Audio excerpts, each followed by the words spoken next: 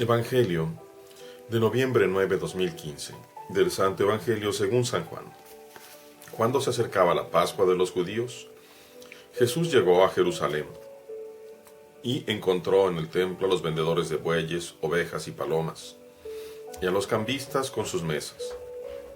Entonces hizo un látigo de cordeles y los echó del templo, con todo y sus ovejas y bueyes, y a los cambistas les volcó las mesas, y les tiró al suelo las monedas. Y a los que vendían palomas les dijo: quiten todo de aquí, y no conviertan en un mercado la casa de mi Padre. En ese momento sus discípulos se acordaron de lo que estaba escrito: el celo de tu casa me devora. Después intervinieron los judíos para preguntarle: ¿qué señal nos das de que tienes autoridad para actuar así? Jesús les respondió: destruyan este templo y en 3 días lo reconstruiré. Replicaron los judíos: 46 años se ha llevado la construcción del templo, y tú lo vas a levantar en 3 días. Pero él hablaba del templo de su cuerpo. Por eso, cuando resucitó Jesús de entre los muertos, se acordaron sus discípulos de que había dicho aquello, y creyeron en la Escritura y en las palabras que Jesús había dicho. Palabra del Señor, gloria a ti, Señor Jesús. Tomemos una pequeña parte de la primera lectura de Ezequiel. Un hombre me llevó a la entrada del templo. Debajo del umbral manaba agua hacia el oriente. El agua bajaba por el lado derecho del templo. Aquel hombre me dijo: estas aguas van hacia la región oriental, bajarán hasta el Arabá, entrarán en el mar de aguas saladas y lo sanearán. Todo ser viviente que se mueva por donde pasa el torrente vivirá. Crecerán árboles frutales de toda especie e inagotables frutos. Darán frutos nuevos cada mes, porque las riegan las aguas que emanan del santuario. Muy bien, hoy estamos celebrando la dedicación de la Basílica de Letrán. Precisamente, por eso hay un cambio importante en las lecturas. En la visión del profeta Ezequiel nos muestra precisamente esta agua, el agua viva que brota del templo. Y un detalle muy importante que se nos ha pasado a la mayor parte de los cristianos es no solamente el templo, sino el sagrario. Pensamos, muchos de nosotros que somos de iglesia, que el sagrario pues es aquel monumento muy bonito, metálico, que tiene llave, donde reservamos. Y ciertamente así le llamamos sagrario, pero no es el más importante. El más importante es el que nos está mostrando el día de hoy el Señor.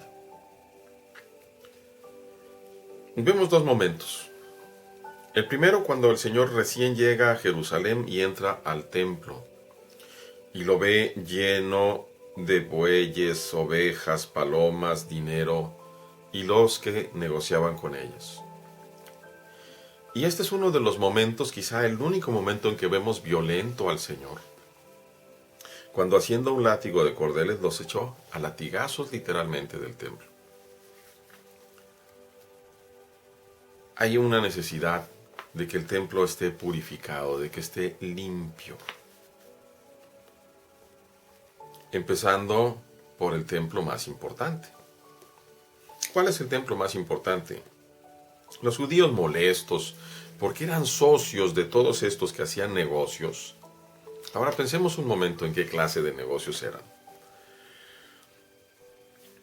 Nadie podía llevar un cordero de fuera, porque tenía que ser un cordero sin mancha, con una serie de cosas. Y si vivías muy cerca de Jerusalén, o en Jerusalén, pues probablemente podías llevar un corderito, o una paloma, probablemente. Pero habría que ver si no te ponían trabas. Sin embargo, a todos los animales que había ahí no tenían trabas porque ya estaban preautorizados por los sumos sacerdotes, los fariseos y los escribas, los socios. ¿Y qué pasaba con el tipo de cambio también? Si alguien llegaba de Roma, no podría llevar la moneda romana, porque tenían que pagar exactamente el tributo en aquella moneda que estaba vigente en el lugar. Si alguien llegaba de Egipto, tampoco podía pagar con sus monedas, aunque fueran de oro. Allí lo que importaba era que no entraran a las arcas, sino las monedas que había ahí. Y cuando hay esa situación, sabemos nosotros por experiencia que se dan muchas injusticias, muchos robos. Y eso es lo que el Señor lanza y les dice. Aquí en esta versión de San Lucas, perdón, de San Juan dice, no conviertan en un mercado la casa de mi Padre.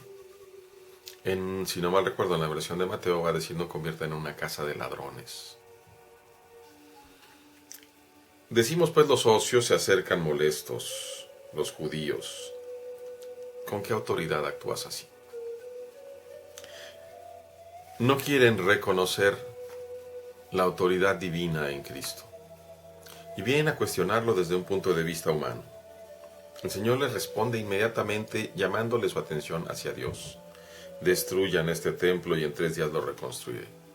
Pero ellos que tienen pegados sus ojos hacia el suelo, lo único que alcanzan a ver es el templo material, es el templo de Jerusalén. Y contestan, 46 años se ha llevado la construcción del templo, y tú lo levantas en 3 días.